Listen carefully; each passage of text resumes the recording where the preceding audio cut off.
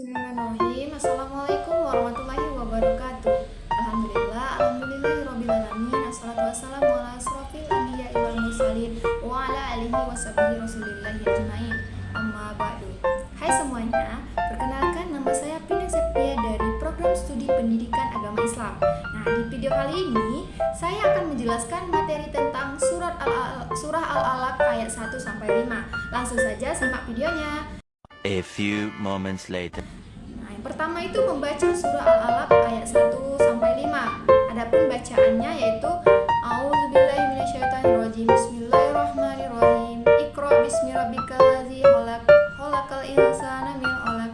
Iqra wa rabbukal akram. Alladzi 'allama bil qalam. 'allamal insana ma lam ya'lam. Artinya, bacalah dengan menyebut nama Tuhanmu yang menciptakan. Dia telah menciptakan manusia dari segumpal darah. Bacalah, dan Tuhanmu lah yang maha mulia, yang mengajar manusia dengan pena. Dia mengajarkan manusia dari apa yang tidak diketahuinya. Nah, kemudian adapun sebab turunnya Quran surah Al-Alaq ayat 1 sampai 5 ini, sebelum Islam datang, peradaban bangsa Arab sangat berbelakang dan tidak sesuai dengan aturan. Masyarakatnya mayoritas sebagai penyembah berhala dan sudah tidak mengenal Allah Subhanahu wa taala lagi, sebagaimana yang diajarkan oleh Nabi dan Rasul terdahulu, sehingga masa itu disebut masa jahiliyah. Sebagai seorang pemuda, Muhammad hatinya gundah gulana melihat tingkah laku masyarakatnya yang jauh dari nilai-nilai kemanusiaan. Ia sangat prihatin dengan kondisi tersebut, sehingga beliau berpikir dan berusaha untuk mencari jalan keluarnya. Nah, adapun sebab turunnya surah Al-Alaq ayat 1 sampai 5 ini itu berawal dari Nabi Muhammad SAW mengalami mimpi seperti cahaya saat pagi. Oleh sebab itu, Nabi Muhammad pergi ke Gua Hira dan berdiam diri di sana untuk beribadah dan memohon petunjuk dari Allah Subhanahu wa taala. Pada saat berkelawat di sana, beliau didatangi oleh malaikat Jibril untuk menyampaikan wahyu dari Allah Subhanahu wa taala, yaitu surah Al-Alaq ayat 1 sampai 5. Dan sembari memerintahkannya untuk membaca Iqra. Perintah ini diulang sampai 3 kali karena Nabi Muhammad tetap menjawab dengan kalimat, "Aku tidak bisa membaca." Lalu malaikat Jibril pun membacakan kelima ayat itu. Nah, setelah itu Nabi Muhammad takut dan gemetar sehingga pulang ke Siti Khadijah, istrinya, untuk diselimuti. Setelah menceritakan apa yang terjadi, Siti Khadijah mengajak Nabi Muhammad SAW menemui pamannya yang merupakan seorang pendeta untuk menjelaskan apa yang telah terjadi.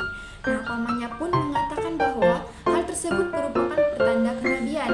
Pamannya juga menyatakan bahwa akan ada banyak tantangan yang dihadapi oleh Nabi Muhammad SAW saat menyebarkan ajaran yang diterima. Namun, paman tersebut siap membela Nabi Muhammad. Itulah asbabun nuzul dari Quran surah Al-Alaq ayat 1 sampai 5, yaitu menjadi pertanda awal kenabian Nabi Muhammad SAW dalam menyebarkan agama Islam.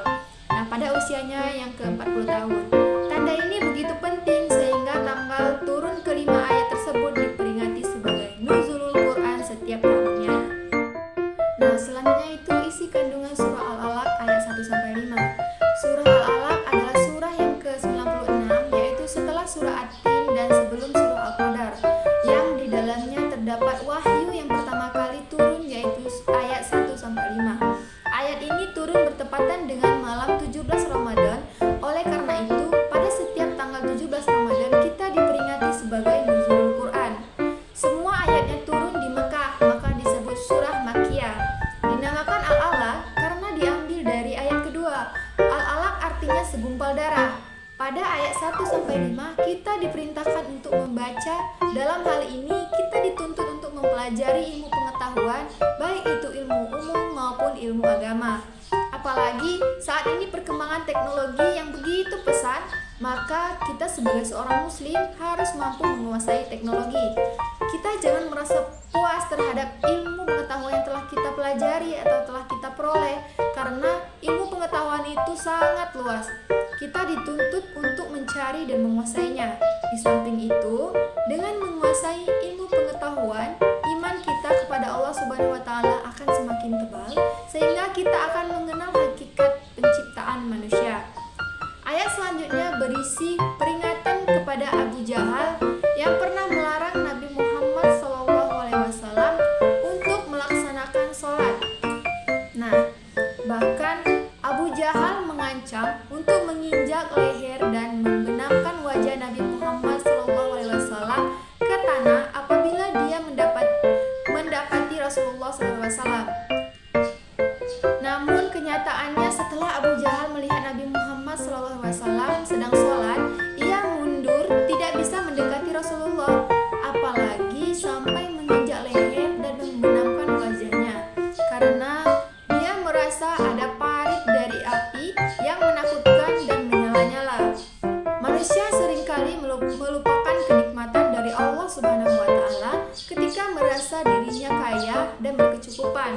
Bahkan ia menjadi takabur dan menganggap orang lain rendah karena merasa orang lain tidak akan mampu menandinginya.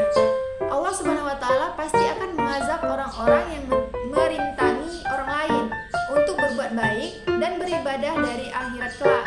Hal ini seperti Abu Jahal yang diancam oleh Allah Subhanahu wa Ta'ala karena selalu merintangi Nabi Muhammad SAW yang hendak melaksanakan sholat. Pada ayat terakhir berisi larangan untuk mengikuti perilaku orang jahat dan berisi perintah untuk mendekatkan diri dan beribadah kepada Allah Subhanahu wa Ta'ala. Nah, mungkin pada video ini hanya itu yang dapat saya sampaikan. Kurang dan lebihnya saya meminta maaf kepada Allah, saya mohon ampun,